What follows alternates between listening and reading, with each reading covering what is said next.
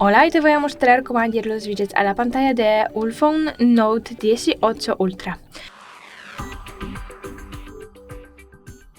Para hacerlo tenemos que mantener presionada la pantalla y de esa manera vemos varias carpetas, elegimos la carpeta de widgets y ahora elegimos cualquier widget que queremos añadir.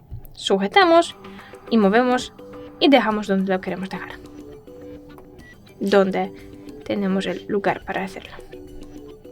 Vamos a añadir un widget más.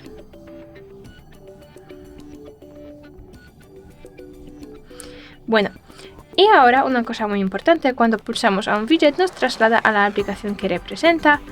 Si pulsamos al calendario se abre el calendario, si pulsamos al widget de buscar se abre el buscador Google Chrome en ese caso. Si pulsamos a la hora se abre el reloj. Y es todo, muchas gracias por ver este vídeo.